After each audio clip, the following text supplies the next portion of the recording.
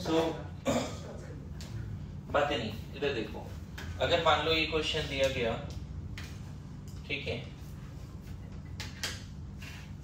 ऐसा दिया गया और AlCl3 दिया गया एनहाइड्रस, तो क्या बनेगा? सोचो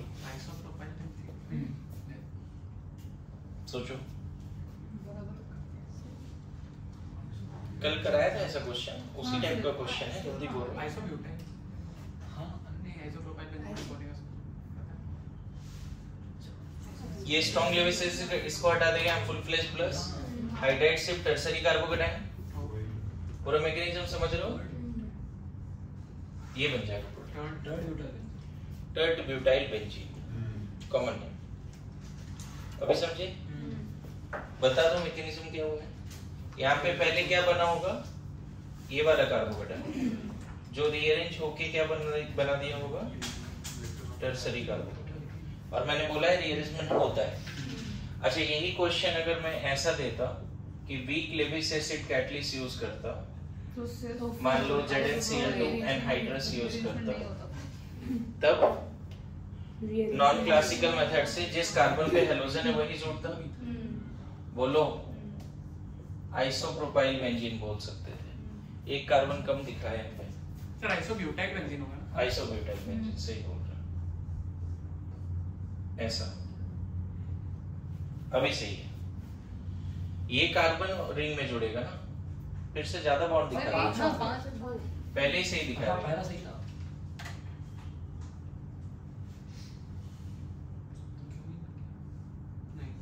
हाँ ये सही, अभी सही है, बोलो। तो रीअरेंजमेंट नहीं होता, ये ध्यान में रखना है। कब? जब वीक लेविस एसिड कैटलिस्ट हो। कभी कभी क्या है, ऑल्दो इसको वेरीफाई भी करना पड़ेगा, अगर बहुत कम टेम्परेचर दिया हुआ है ना, मान लो AlCl3 ही दिया हुआ है लेकिन -40 डिग्री सी दे दिया, तब भी रीअरेंजमेंट मत करो। मतलब स्ट्रॉन्ग लेविस एसिड कैटलिस्ट है लेकिन बहुत लो टेम्परेचर दिया हुआ है, तब यहीं पर नॉन क्लासिकल के थ्रू इवन स्ट्रॉन्ग के केस में भी ये बन सकता है। लेकिन we have to verify this. एक दो क्वेश्चन मैंने देखा है इसको, लेकिन ऐसा बोल सकते हैं, आया नहीं है अभी तक। लेकिन कभी भी AlCl3 देखे टेम्परेचर कुछ मेंशन ना हो तो रीअरेंज करना ही पड़ेगा। ओके, यहाँ तक कोई दिक्कत है? बोलो। अच्छा बताओ, अल्काइलेशन के लिए क्या बेंजीन में कोई अल्काइल ग्रुप जोड़ना है, यही बेस्ट है या कोई और रिएक्शन भी हो सकता है? कोई और मेथड है इसका? आगे बढ़े थोड़ा सा, बोलो। की पॉइंट्स में हमने क्या क्या लिखा है? 2-3 की पॉइंट्स ही लिखे हैं ना, ज्यादा तो नहीं लिखे नहीं है। रिएजेंट लिखा है, क्या होता है बेस्ट, और लेविस एसिड कैटलिस्ट का भी ऑर्डर लिखा है, राइट? और अभी लेविस एसिड कैटलिस्ट का ऑर्डर पे ही क्वेश्चन चल रहा है, राइट? लिख रहे हो? डन? यहाँ तक रिटन? ये लोग 3-4 लोग कहाँ रह गए? ये लोग शुभम, प्रत्युष,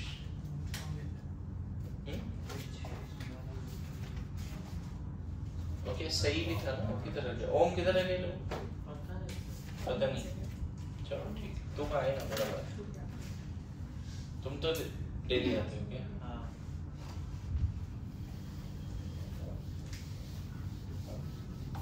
नाउ आगे बढ़े। देखो कुछ क्वेश्चन और कैसा होगा यहाँ पे, बढ़े जी आगे। Good to go. देखो, अगर आप फिडलक्राफ्ट कराना चाहते हो, है ना, अल्काइलेशन, तो आप ऐसा भी कर सकते हो ना कि अगर आपने इथीन को H+ में ले लिया, मान लो ऐसा रिएजेंट दिया हुआ, क्या बन सकता है? इथीन को H+ की प्रेजेंस में ले लिया तो ऑब्वियसली RX और AlX3 ले रहे थे, उससे भी R+ मिल रहा था। ये प्रोटोनेट करके R+ देगा और उसको बेंजीन में जोड़ दो। मतलब there are some other method also, but this is not Friedel Crafts, okay? Some जुगाड़ या कोई अदर रिएक्शन जिससे ये बन गया। ये दोनों जुड़ के क्या बना है? वो बोलना चाह रहा है कि देखो ये दोनों से पहले कार्बोकेटाइन बना लो, फिर बेंजीन में जोड़ दो। मेरी बात समझ में आ रही है? बोलो पक्का? हाँ। अच्छा, इसी में अगर मान लो तुम प्रोपीन ले लेते और H+ हीट ले लेते, तब H+ ले लेते, तब क्या हो जाता? तो पहले ये दोनों दोस्ती करेगा, यहाँ प्लस आएगा, है ना? क्या बन जाएगा? क्यूमीन। क्या बन जाएगा? बनाया था ना क्यूमीन। तो कुछ अदर टेक्निक्स भी हैं जिसमें अल्काइल ग्रुप जोड़ा जा सकता है। हालांकि देखो ये रिएक्शन हमने पढ़ा भी है, अगर आपको ध्यान में होगा तो अल्काइल बेंजीन बनाने के लिए रिएक्शन भी पढ़ा है, Na ड्राई ईथर पढ़ा ही नहीं। अल्काइल बेंजीन बनता था इससे, ध्यान रखो, वुड्स फिटिंग। तो बेंजीन में अगर अल्काइल ग्रुप जोड़ना है तो फिडेलक्राफ्ट इज बेस्ट नो डाउट, लेकिन अदर मेथड्स भी हो सकते हैं। क्या समझ में आ रहा है? ऐसे जरूर नहीं कि हर बार बेंजीन और अल्काइल हैलाइड, अच्छा वहां भी बोला था अल्काइल हैलाइड लेना, एराइल हैलाइड मत लेना, ये भी एक इंपॉर्टेंट पार्ट था, ध्यान में है? हमेशा RX और AlX3 लेना होता है, लेविस एसिड कैटलिस्ट एनहाइड्रस लेना होता है। ओके, तो कुछ अदर मेथड्स मैं बता रहा हूं जिसमें आप क्या कर सकते हो, अल्काइल ग्रुप लगा सकते हो बेंजीन में। Okay, there are some other techniques also जिसमें बेंजीन में तो क्या ये मैकेनिज्म वगैरह, ये तो ESR ही है बच्चे, लेकिन शुरू में एक तरह से न्यूक्लियोफाइल इलेक्ट्रोफाइल है, लेकिन आगे का स्टेप्स ESR है। EAS बोलना ज्यादा सही है, बोलो क्या इसमें ES इन्वॉल्व है या नहीं है? ये दोनों जुड़ के कार्बोकेटाइन बनाए और फिर ES के थ्रू आगे चला, ये दोनों जुड़ के कार्बोकेटाइन बनाए फिर ES के थ्रू आगे चला। यहाँ पे ES नहीं है, रेडिकल मैकेनिज्म के थ्रू ये रिएक्शन हुआ है। Is it example of ES? No, this is the example of free radical substitution reaction. Wurtz reaction पढ़ाया था ना, ध्यान है ना? बोलिए। एसिड कैटालाइज्ड डिहाइड्रेशन से हो सकता है? हाँ, मतलब यहाँ पे अल्कोहल और H+ ले सकते हो ना, हो सकता है बिल्कुल। एक क्वेश्चन ध्यान रखो, एक बार क्वेश्चन गलती से आ गया था और बड़ा अच्छा सवाल था ये, HF 0 to 5 डिग्री, 5 डिग्री कुछ ऐसा लिखा हुआ था, इन दोनों में क्या होने वाला है, HF करके लिख दिया था। ये सवाल आ गया था किसी टेस्ट में, मैंने पढ़ाया नहीं था लेकिन उस समय आ गया था। सबसे पहले देखो ये क्या करेगा, कार्बोकेटाइन बना देगा। F- उतना अच्छा न्यूक्लियोफाइल है नहीं, उसका तो डाइमर बनता था ना? नहीं डाइमर नहीं, पहले तो ये दोनों मिलके क्या बनाएगा, कार्बोकेटाइन। सबसे पहले यहाँ से H+ यहाँ लाओ, कार्बोकेटाइन जैसे बना वो बेंजीन पर अटैक कर लेगा EAS के थ्रू, समझ गए ना? F- आएगा भी नहीं बच्चे, F- नहीं आएगा, F- ऐसे पड़ा हुआ है, ये F- बाद में निकलेगा भी, यहाँ से H+ निकलेगा ना, तो फिर से HF भी बन जाएगा। क्या इसका मैकेनिज्म डिस्कस करूं कैसे हुआ होगा? सबसे पहले ये दोनों जोड़ा क्या बना दिया, सबसे पहले H+ इसके थ्रू पर आया, क्या बना दिया, बेंजीन पे सॉरी 6 मेंबर रिंग पे प्लस, बोलो इधर वाला पार्ट हटा दूं। देखो पूरा मैकेनिज्म क्या है इसका, बेंजीन और यहां से क्या मिला तुम्हें, ये वाला प्लस चार्ज मिला, कैसे मिला होगा ये समझ में आ रहा है, बोलो। और F- कहीं घूम रहा है, लेकिन आपको पता नहीं यहाँ से H+ तो निकलने वाला है ना फ्यूचर में, बोलो। ES सोच लो क्या हुआ, ES पहला स्टेप में इलेक्ट्रोफाइल बना जो बेंजीन की तरफ गया, और ऑब्वियसली ये जब इस पे अटैक करेगा तो यहाँ पे सिग्मा कॉम्प्लेक्स एनॉल, स्टोरी याद आ रहा है? यहाँ अटैक जैसे हुआ, यहाँ प्लस आया, 3 कार्बोकेटाइन बना और लास्ट में फिर से H+ निकल गया। वो H+ निकालने का काम कौन करेगा, जो F- रिएक्शन मिक्सचर में घूम रहे, यस नो?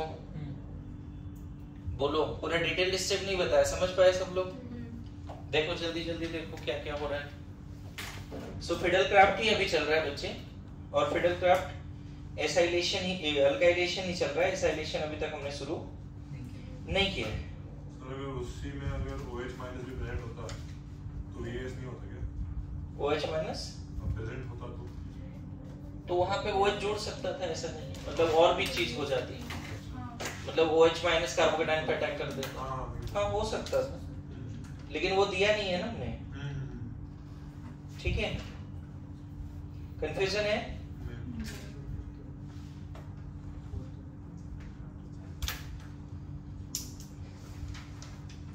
अच्छा, कभी कभी ये पूछा जाता है फिडेलक्राफ्ट अल्काइलेशन में कौन सा रिएजेंट ज्यादा रिएक्टिव है, ये भी अच्छा क्वेश्चन है। मान लो CH3F ले लिया, AlCl3 ले लिया, किसका रेट ज्यादा होगा? हर जगह बेंजीन ही है, किसका रेट ज्यादा होगा ये भी पूछा जाता है। एनहाइड्रस होता है ना, इस केस में रेट कंपेयर करने का क्वेश्चन पूछा जा सकता है। नोट्स पढ़ा होगा तो वहां पे है। देखो एनहाइड्रस मीडियम में ना बच्चे ये बॉन्ड जल्दी टूट जाता है क्योंकि F माइनस इसके साथ ज्यादा अच्छा कोऑर्डिनेट बॉन्ड बनाएगा। एनहाइड्रस मीडियम है, मीडियम पोलर होता है तो ये बॉन्ड जल्दी टूटता है। एक्वस मीडियम में ये बॉन्ड तुरंत टूट जाता है। देखते हैं एक्वस मीडियम में ये सबसे अच्छा लिविंग ग्रुप होता है, लेकिन यहाँ पे tendency to form coordinate bond with Lewis acid catalyst वो फ्लोरीन का ज्यादा है। आया समझ में? Tendency to form coordinate bond with Lewis acid catalyst या गैसियस फेज में एनहाइड्रस मीडियम में बॉन्ड एनर्जी ज्यादा है इसका, फिर भी ये जल्दी टूट रहा है। फिर से रिपीट कर रहा हूँ, बॉन्ड एनर्जी ज्यादा है फिर भी ये जल्दी टूट रहा है क्योंकि F माइनस थोड़ा ज्यादा जल्दी लेविस एसिड कैटलिस्ट की तरफ जाएगा और कोऑर्डिनेट बॉन्ड बनाएगा। तो इस केस में देखो हर जगह पे क्या बनना है प्रोडक्ट, मिथाइल जोड़ना है एवरीवेयर। बट यहाँ पे एक इंपॉर्टेंट रिएक्टिविटी ऑफ RX, अगर मान लो रिएजेंट में पूछ दिया रिएक्टिविटी तो ये लिख लेना। रिएक्टिविटी सबसे ज्यादा है RF का, फिर RCl किसके लिए? सबके लिए या फिर फ्रीडल क्राफ्ट के लिए? फ्रीडल क्राफ्ट के लिए। उर्ज रिएक्शन के लिए अदर अपोजिट था। हाँ, E2 के लिए भी अपोजिट था, याद करना। E2 में सबसे ज्यादा रिएक्टिव कौन है? RI। डिहाइड्रो हैलोजिनेशन में भी सबसे अच्छा ये था, बोलो। लेकिन फ्रीडल क्राफ्ट एनहाइड्रस मीडियम में देखा गया RF is more reactive. RF is more reactive.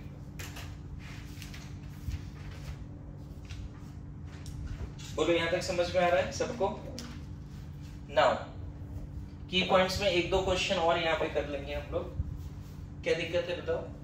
मैं ये बोल रहा हूँ ये दोनों जुड़ के जल्दी से कार्बोकेटायन बनाएगा। हाँ, बट फिर हम F और I को सिर्फ यूज नहीं करते ना, सिर्फ X is equal to Cl या फिर Br यूज करते थे।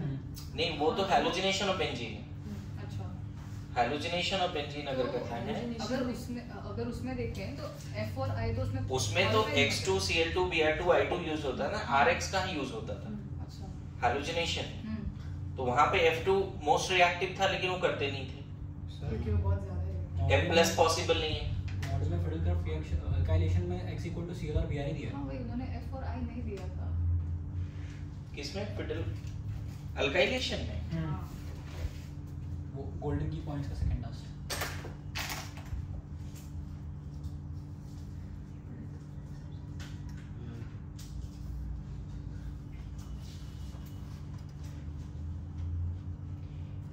देखो नेम रिएक्शन है और इस पे रिएक्शन ज्यादा हुआ होगा इसलिए ऐसा दिया है। समझ गया ना? नेम रिएक्शन है पर्टिकुलरली किस पे रिएक्शन किया उसने। लेकिन अगर हम पूरा इसके थ्योरी को, मैकेनिज्म को एक्सटेंड करें तो हमें ये सब दिखता है कि सबसे ज्यादा रिएक्टिव कौन है? RF। ओके, तो सर अगर R सब कह रहे होंगे तो हम R+ किस चीज पे तब तो R+ देखना पड़ेगा। समझ में है? मतलब ऐसा भी कंपैरिजन करने का नहीं देगा कि पता ही नहीं चले कैसे कंपेयर करना है। सबका कम से कम कैटायन सेम है, सब जगह लेविस एसिड कैटलिस्ट सेम है, तो सबसे ज्यादा रिएक्टिव होता है RF। ये लिख लेना, reactivity towards Friedel Crafts alkylation. ये रिएक्टिविटी किसके लिए बात किया, लेकिन क्यों ऐसा बोल रहा हूँ? उर्ज रिएक्शन में अपोजिट था, GR के Mg ईथर के साथ अपोजिट था, Mg ईथर के साथ सबसे ज्यादा रिएक्टिव था RI। E2 रिएक्शन के लिए सबसे ज्यादा रिएक्टिव है। E1 भी सबसे पहले कौन देता है? RI, है ना? आगे चल के देखेंगे SN1 SN2 में भी सबसे पहले वही चलता है। मतलब मैक्सिमम जगह पे RI सबसे ज्यादा रिएक्टिव है। यहाँ पे थोड़ा सा एक क्वेश्चन बन जाता है, यहीं पे थोड़ा लिख लो, intramolecular Friedel Crafts alkylation. Intramolecular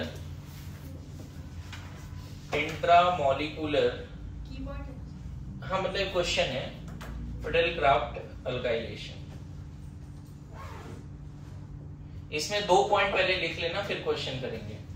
it supports 5 और 6 मेंबर्ड साइक्लाइजेशन, पहला पॉइंट। फिर क्वेश्चन कराता हूं मैं। It supports 5 and 6 membered cyclisation.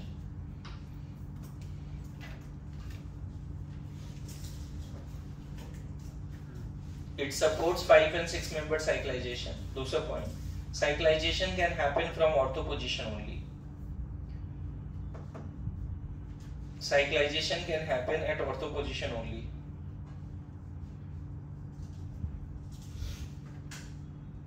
Cyclization can happen at ortho position only. एक और पॉइंट लिख लेना, है ना, एक और point. It supports 5 or 6 membered cyclization. दूसरा, cyclization can happen only at ortho position. और एक लिखो, in this case no rearrangement of carbocation take place. In this case no rearrangement of carbocation take place. In this case no rearrangement of carbocation take place if we can get 5 or 6 membered ring. If we can get 5 or 6 membered ring. In this case no rearrangement of carbocation can take place if we get 5 or 6 membered ring. लिख के रखिए, इसको explain करता हूं. देखिए यहां पर बात करें. देखो, अगर ऐसा क्वेश्चन है कि बेंजीन से ऐसा, मान लो ऐसा जुड़ा हुआ है, Cl है और यहाँ पे एनहाइड्रस AlCl3 दे दिया, मतलब अलग से अल्काइल हैलाइड नहीं दे रहा है. बेंजीन में एक अल्काइल ग्रुप अटैच है और वहां पे कहीं हेलोजन है. तो होता क्या है, ये तो मानेगा नहीं, हेलोजन हटा देगा, और जैसे ही हेलोजन हटाएगा यहाँ प्लस आएगा. ये प्लस को 1-2 पोजीशन पे जोड़ना है, मतलब जहां ऑलरेडी जुड़ा हुआ उसको ऑर्थो पे, इधर इधर ऐसे नहीं बॉन्ड बनाना है. मेरी बात समझिए, इस प्लस को तुरंत यहाँ जोड़ देना है. तो अगर इन दोनों के बीच में एक बॉन्ड बन जाएगा, 1 2 3 4 5 और एक 6, एक 6 मेंबर्ड नया रिंग बन जाएगा ऐसा. This is called intramolecular Friedel Crafts alkylation. कैसे हुआ होगा फिर से देखो, AlCl3 आया और AlCl4 माइनस बन गया, AlCl4 माइनस निकाल दिया. अब क्या हुआ बताओ, CH2 CH2 CH2 CH2 plus, ऐसे दिखा सकते हैं इसको. रिंग में 4 कार्बन है ना, 4 दिखा दिया. अब देखो ये क्या करेगा बताओ, 1-2 में क्या करेगा, इस बॉन्ड को तोड़कर, बोलो, यहाँ पे अटैक कर लिया. फिर ये वाला स्टोरी समझ में आ रहा होगा, जैसे यहाँ जुड़ेगा यहाँ प्लस आएगा, वो रिंग पे रेजोनेंस वगैरह करेगा और बाद में फिर ये हाइड्रोजन हटा देना. ये हाइड्रोजन हटाने का काम ये कर सकता है कि एटलीस्ट फिर फ्री हो जाएगा. तो यहाँ पे रीअरेंज नहीं किया, दिख रहे हो आपको. बताओ यहाँ अगर प्लस आए बच्चे तो तुरंत हाइड्रेट शिफ्ट करना चाहिए ना हमें, लेकिन 5 और 6 मेंबर रिंग बनता हुआ दिखे तो मत शिफ्ट करो. नेबर ग्रुप पार्टिसिपेशन है ना, आपस में इंटरनल अटैक है ना, वो थोड़ा फास्ट होता है. 5 और 6 मेंबर रिंग बनना शुरू हो, क्या मैं पूरा मैकेनिज्म बताऊं इसका क्या हुआ है, फिर से बोलो कैसे हुआ है, ये पूरा समझाऊं. देखो सबसे पहला स्टेप, तो कोई डाउट है क्या उसमें, बोलो पहले स्टेप में डाउट है क्या हुआ है, ओम बताओ. हाइड्रोजन आया, बोलो. यहाँ पे एक HP है बच्चे, ध्यान रखना, ये बॉन्ड का टूटना और इसका इस पे जोड़ना साथ में, दिखा क्या, ऑर्थो पे अटैक. क्या बन गया इसके बाद बताओ तो, इधर 6 मेंबर्ड रिंग तो रहेगा, यहाँ प्लस दिखाओ, यहाँ H भी दिखाओ. और अगर तुम तरीके से समझ रहे हो चीजों को तो ऐसा दिखाना पड़ेगा. देखो यहाँ एक नया बॉन्ड बन गया ना, तो कितना मेंबर्ड रिंग हो गया, एक ऐसे बॉन्ड, 2 3 4 6 मेंबर्ड बाहर रिंग बना, और 6 तो इधर है ही. और ये बॉन्ड जब टूटा बच्चे थे, यहाँ नेगेटिव आया था, यहाँ पॉजिटिव आया था, ये नेगेटिव और ये पॉजिटिव जुड़ गया तो वो दोनों तो न्यूट्रल हो जाएगा ना. देखो यहाँ नेगेटिव यहाँ पॉजिटिव रहना चाहिए था, लेकिन वो दोनों बॉन्ड बना दिया, तो प्लस सिर्फ यहाँ रिटेन करेगा. लास्ट स्टेप में क्या करो, फिर इस H को निकाल दो, एरोमेटिसिटी गेन हो जाएगी. बोलो स्टेप समझ में आया क्या हुआ. यहाँ पे मैं चाहता तो पहले रेजोनेंस वगैरह कर देता, लेकिन वो अंडरस्टूड है कि ये जो प्लस आया है वो रेजोनेंस करके हर जगह गया, सिग्मा कॉम्प्लेक्स बना. लेकिन अल्टीमेटली क्या होता है, जब H प्लस जाता है फिर पाई बॉन्ड बन जाती है. बोलो यस नो, आ रहा है समझ में. इंट्रामोलिकुलर फिडेलक्राफ्ट अल्काइलेशन, तीनों पॉइंट अभी समझ में आ गया होगा इस क्वेश्चन के थ्रू. आया है? बढ़िया। तो अभी बताओ, अगर इसका आंसर क्या हो जाएगा? फिर एक क्वेश्चन और दे रहा हूं यहीं पे।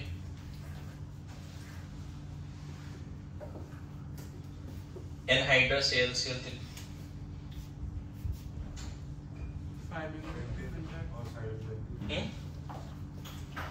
यहाँ प्लस आएगा, यहाँ जोड़ दोगे।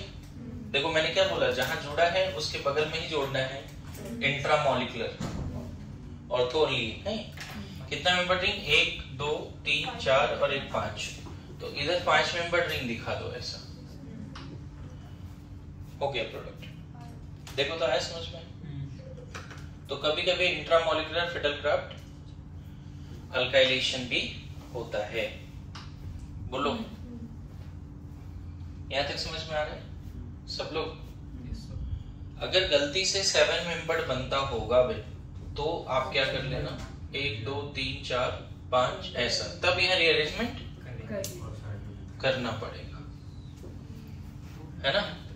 अभी बताओ, यहाँ पे प्लस आएगा। अगर यहाँ प्लस आ रहा है कितना मेंबर, अगर इसी को जोड़ देते हो यहाँ पे तो 1 2 3 4 5 6 और एक 7। ये नहीं करना है। अब यहाँ रीअरेंज कर सकते हैं। मतलब 6 और फिर एक। हाँ वेरी गुड। नहीं टॉलवी नहीं बनेगा वो बस साइक्लिक। हाँ सर, इससे नाफ्थलीन बन सकता है? नहीं, वो तो नॉन एरोमेटिक रिंग बन रहा है नया। सपोज उधर नहीं वो सब मत करो। नहीं। एक सिंपल क्वेश्चन है कि अगर अल्काइल ग्रुप जुड़ा है तो क्या करना है, और उधर अल्कीनाइल ग्रुप नहीं जोड़ सकते। Halogen must be connected with sp3 carbon. ठीक है, कल ये बताया था। यहाँ पे क्या क्या हुआ होगा बच्चे? सबसे पहले AlCl3 आया होगा, AlCl4 माइनस बना होगा। हम क्या बोल रहे हैं, it supports 5 and 6 member cyclisation. 1 2 2 3 4 यहाँ प्लस आया। बोलो, अब अगर इसको जोड़ दिया तो 7 मेंबर रिंग एंगल स्ट्रेन की वजह से उतना स्टेबल नहीं होता। तो पहले क्या करना पड़ेगा, 1 2 हाइड्राइड शिफ्ट होने के बाद फिर तुम चाहो तो 1 2 3 4, देखो ये बन गया। अब तुम इसके और इसके बीच में बॉन्ड बना दो। देखो कितना मेंबर रिंग बनने वाला है। देखो तो 1 2 3 4 5 6 और ये कार्बन यहाँ बीच में कहीं होगा, उसके नीचे एक ये दिखाना पड़ेगा। आया? तो जब तक 5 और 6 बन रहा होगा तब तक आपको साइक्लाइजेशन रीअरेंजमेंट नहीं करना है। डन है? बोलो, यहां तक डन है? आगे देखिए, अगर फिडलक्राफ्ट कराते हो तो मान लो CH3Cl, एक नया पॉइंट है यहाँ पे कि it is poly alkylation process. जरा समझना, एक कार्बोकेटाइन बना और बेंजीन में जुड़ गया। तो अब बताओ, अब फर्दर जो कार्बोकेटाइन बनेगा उसके लिए ज्यादा रिएक्टिव तो वो है ना। अगर तुम चाहते हो पूरा यही बने तो ये एक्सेस में लेना पड़ेगा। ये एक्सेस में लेना पड़ेगा कि जितना भी कार्बोकेटाइन बना पूरा बेंजीन की तरफ गया। लेकिन अगर ये एक्सेस में है तो पता चला कि फर्दर रिएक्शन कंटिन्यू होगा। अभी बताओ, एक बार जब एल्काइल ग्रुप जुड़ गया तो ज्यादा रिएक्टिव कौन है? वो वाला। तो Friedel Crafts alkylation is poly alkylation process. मतलब पता चला कि इसके बाद फर्दर इसी का जो कार्बोकेटाइन बना वो यहीं पर गया, तो कहां जुड़ जाएगा बच्चे? बोलो, समझ में आए? फिडलक्राफ्ट अल्काइलेशन इज, नोट में क्या लिख सकते हैं, Friedel Crafts alkylation is what? Poly alkylation process. Friedel Crafts alkylation is poly alkylation process.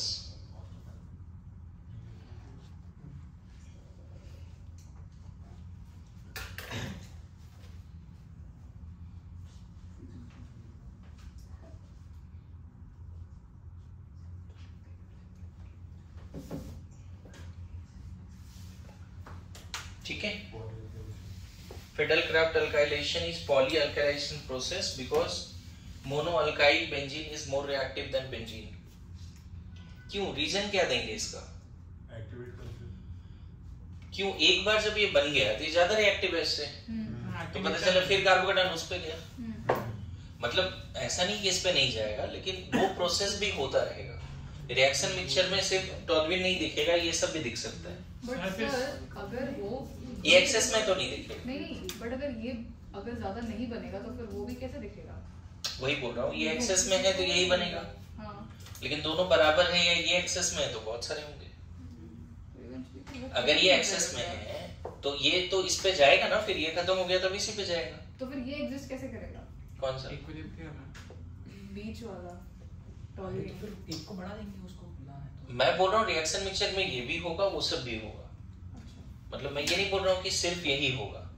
हाँ, अगर ये एक्सेस में लिया हो तो 99% यही होगा, पर अगर वो आगे नहीं जाएगा। अगर वो दो बन रहे तो फिर ये तो खत्म हो जाना चाहिए ना। वही है, मान लो ये 10 बने, इसके 2-4 उधर चले गए तो ये तो रहेगा ना। अच्छा, मैं ये बोल रहा हूँ, समझ गए ना? जो भी हो, बस एक पॉइंट ध्यान में रखना, इट इज पॉलीअल्काइलेशन प्रोसेस। एक जगह पे रुकना थोड़ा डिफिकल्ट होता है। एक और इम्पोर्टेंट बात बस यहाँ पे बता देता हूँ कि ये थर्मोडायनेमिकली सबसे ज्यादा स्टेबल है। अगर 2 मिथाइल ग्रुप बेंजीन में लगा हुआ है तो थर्मोडायनेमिक स्टेबिलिटी इसी का ज्यादा है। ये रिजल्ट है, रीजन आप ढूंढना सर, है ना। ड्राई अल्काइलेशन हो सकता है क्या? क्या ड्राई अल्काइलेशन हो सकता है? हो सकता है ना, क्यों नहीं हो सकता है? तो मतलब कितनी बार, 6 बार भी हो सकता है क्या? हो सकता है, डिपेंड करता है कि तुमने मतलब आपने suppose- क्राउडिंग वगैरह बहुत ज्यादा, अल्काइल ग्रुप बहुत बड़ा है तो नहीं होगा। सपोज मिथाइल ग्रुप के पर बहुत एक्सेस में तो फिर हो सकता है, 6 मिथाइल बेंजीन भी निकले। मतलब वो उन दोनों इवन मैं बताऊं, इस केस में मेटा पे भी गया होगा लेकिन वो ट्रेसेस में होंगे। मैं वही समझा रहा हूँ। मतलब ये नहीं मानना है कि ऑर्थोपैरा ही ओनली, हो सकता है मेटा पे भी गया होगा। लेकिन जहां तक बात है, ऑर्गेनिक केमिस्ट्री में हम सारे पॉसिबल प्रोडक्ट नहीं बोल के मेजर पूछते हैं।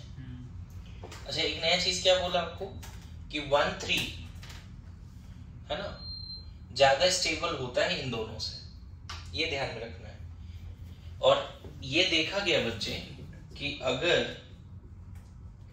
1-2 को H+ से रिएक्शन कराया तो 1-3 बन जाता है। क्या बन जाता है?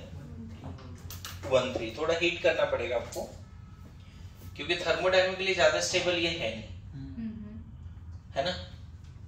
इसका रीजन क्या ही बोला जाए, ऐसे भी कुछ लोग बोलते हैं कि दोनों का इफेक्ट एक दूसरे को अपोज कर रहा है, यहाँ क्राउडिंग भी है, यहाँ पे दोनों का हाइपर कंजुगेशन अपोज नहीं करता। सर बट मेटा पे तो हाइपर कंजुगेशन जो भी नहीं होता। ये इंडिविजुअली तो लगाएगा ना, इंडिविजुअली +H तो करेगा, लेकिन इसका +H इस पे कोई असर नहीं डालेगा, इसका +H इस पे कोई असर नहीं डालेगा। अच्छा, मेरी बात समझ लो। लेकिन इसका +H से यहाँ नेगेटिव, इसका प्लस से यहाँ नेगेटिव, तो दिक्कत आती है। चलो उतना नहीं, एक फैक्ट के जैसा इसको याद कर लो तो ज्यादा अच्छा है। ये क्वेश्चन याद कर लेना कि 1,2 डाइमिथाइल को अगर H+ हीट से रिएक्शन करें तो ये 1,3 बन जाता है, क्योंकि थर्मोडायनेमिकली स्टेबल प्रोडक्ट की तरफ जाता है। और ये 1,4 भी होता तो भी यही होता, ये 1,4 भी होता तो भी यही होता। मतलब एक फैक्ट बस आपको याद कराना है हमें, है ना, कि थर्मोडायनेमिकली स्टेबल कौन है? 1,3।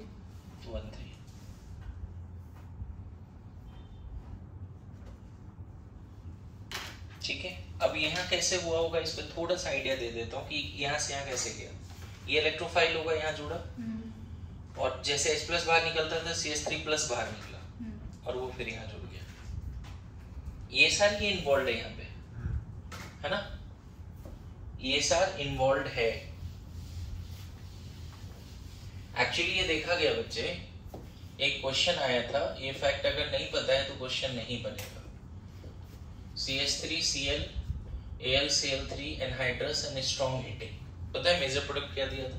1,3 अगर तुम्हें पता होता है ऑर्थोपैरा डायरेक्टर है तब तो तुम ये और ये जोड़ के बना देते, लेकिन उसका जो मेजर प्रोडक्ट दिया था वो ये दिया था। समझ में? क्योंकि थर्मोडायनेमिकली स्टेबल कौन है? 1,3। ऑल्दो ये ऑर्थोपेरा डायरेक्टर है, लेकिन ये बन जाता है, इतना ध्यान में रखा जा सकता है। ठीक है, तो आपने जो स्टार्टिंग में बताया कि कभी-कभी ऑर्थो पैराडायरेक्टर से मेटा में डायरेक्ट करते हैं, तो वो ऐसा केस था क्या? बोल सकते हैं। ठीक है,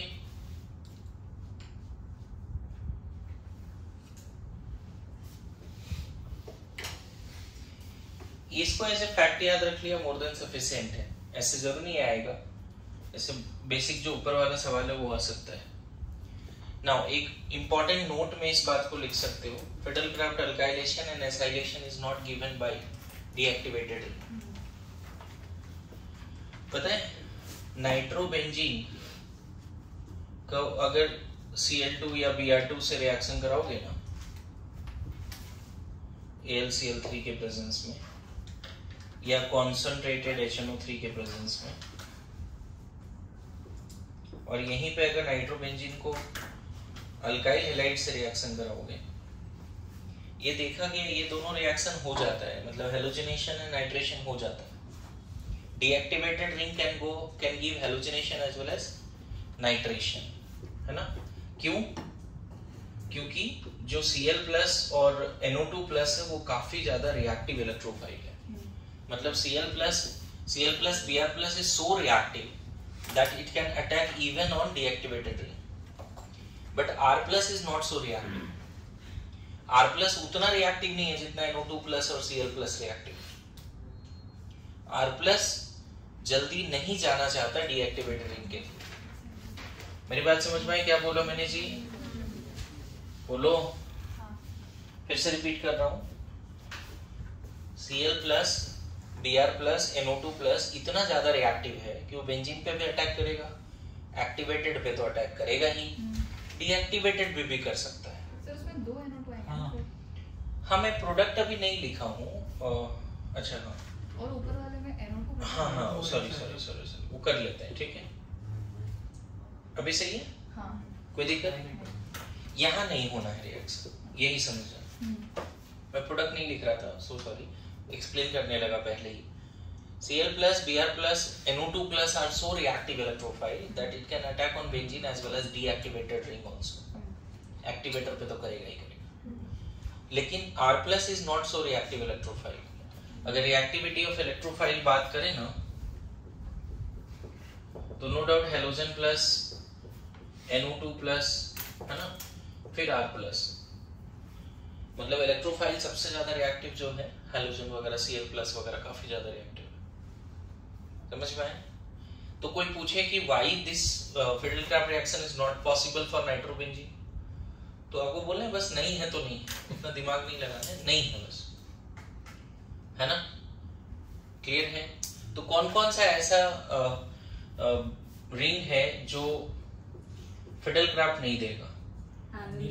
इसका लिस्ट बनाना पड़ेगा आपको, है ना?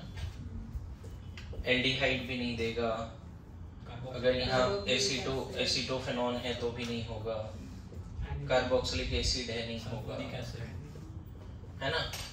ये सब फिडलक्राफ्ट रिएक्शन जो स्ट्रॉन्ग डीएक्टिवेटर है ना बच्चे, स्ट्रॉन्ग, वेरी स्ट्रॉन्ग, मॉडरेट वाला नहीं, वेरी स्ट्रॉन्ग या स्ट्रॉन्ग, CF3 भी नहीं देगा,